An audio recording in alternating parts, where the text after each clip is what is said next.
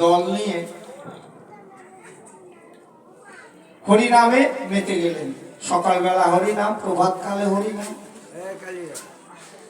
এইবার একজন ভক্ত, প্রকাশানন্দ সরস্বতীর ভক্ত, সে যে প্রকাশানন্দ সরস্বতীর কাছে বললেন। প্রকাশানন্দ সরস্বতীর 10,000 শিষ্য। প্রকাশানন্দ সরস্বতীর কাছে যে বললেন যে প্রভু, একজন নবীন সন্ন্যাসী এসেছে, সে শুধু হরিনাম করে। বলে কি হরিনাম করে? সন্ন্যাসীদের তো হরিনাম করা ঠিক না। তারপর পথে ঘাটে হায় হায়। বলে হ্যাঁ, নবীন সন্ন্যাসী, তার সঙ্গে লোকজনও আছে, খোল করতাল নিয়ে এরকম হরিনাম করছে।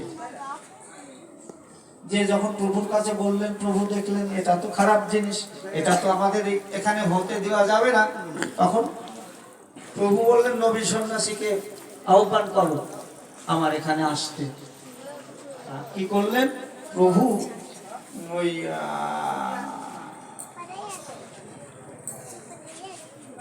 তখন আসতে চাইলেন না, তারপর নিমন্ত্রণ করলেন। ওরা কি করলেন? প্রকাশানন্দ সরস্বতী একটা বিশাল মাঠের মধ্যে একটা জায়গা, আমাদের যেমন যাত্রার মঞ্চ হয়, যেমন মাঠ হয়, অমন মাঠের মধ্যে আচ্ছাদন দিয়ে একটা জায়গা করলেন। যাত্রার মঞ্চের মতো একটা মঞ্চ করলেন। সেখানে 2খানা সিংহাসন রাখলেন। একখানা প্রকাশানন্দ সরস্বতী আর একখানা হচ্ছে নবীন সন্ন্যাসী। এই 2খানা চেয়ার, আর সবাই নিচে বসেছেন।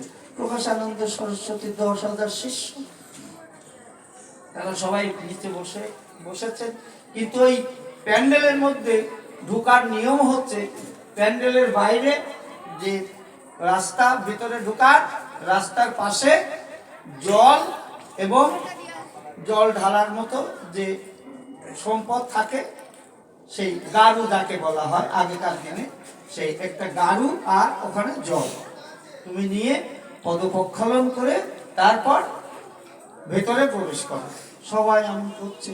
সেদিন নবীন সন্ন্যাসী কথা দিয়েছে যাব, আর নবীন সন্ন্যাসী আসছে না। তখন সব প্রকাশানন্দ সরস্বতীর যারা ভক্ত, অন্তরঙ্গ ভক্ত, তারা হাসাহাসি এ সমস্ত করছে। আসবে নাকি ওই নবীন সন্ন্যাসী? তোমার ভয়ে এখানে আসতে পারে? আসবে না। নবীন সন্ন্যাসী বলতে বলতে দেখি নবীন সন্ন্যাসী আসছে। নবীন সন্ন্যাসী এসে ওই যে সব ভক্তরা চরণ ধৌত করেছে, ওখানে জল একটু কাদা কাদা হয়ে গেছে, নবীন সন্ন্যাসী ওখানেই বসে পড়েছে। প্রকাশানন্দ সরস্বতী ডাকছে, নবীন সন্ন্যাসী আসো আসো, তোমার জন্য এই যে সিংহাসন রেখেছি, সিংহাসনে বসো। নবীন সন্ন্যাসী ওখানে বসে। নবীন সন্ন্যাসী শুধু ওদেরকে পথে আনার জন্য সন্ন্যাস গ্রহণ করেছিলেন। তখন নবীন সন্ন্যাসী ওখানে বসে পড়ার পরে দেখা গেল কি, ওই নবীন সন্ন্যাসীর অঙ্গ থেকে হাজারো হাজারো স্ফুলিঙ্গ জ্যোতি বের হচ্ছে। হাজারো হাজারো জ্যোতি, হাজারো হাজারো জ্যোতি বের হয়ে ওই প্যান্ডেলের ভেতরে যেমন অন্ধকারের মধ্যে জুনি পোকা ঘুরে, অমন ওই প্যান্ডেলের মধ্যে ওই রকম জুনি পোকার মতো হাজারো হাজারো জ্যোতি প্রস্ফুটিত হয়ে গেল। তখন প্রকাশানন্দ সরস্বতী মনে মনে চিন্তা করলেন, এবং আসলে যত ভক্তগণ সবাই মনে মনে চিন্তা করলেন, এ কি, এমন তো কোনোদিন দেখি নাই।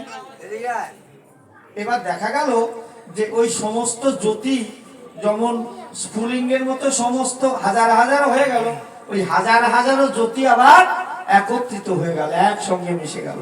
একসঙ্গে মিশে নবীন সন্ন্যাসীর অঙ্গের মধ্যে প্রবেশ করলেন। যখন নবীন সন্ন্যাসীর অঙ্গের মধ্যে প্রবেশ করলেন, তখনই প্রকাশানন্দ সরস্বতী মানে ফুটি পোকার মতো দৌড়ায় যে নবীন সন্ন্যাসীর চরণে পড়ে গেলেন। নিতাই গৌর।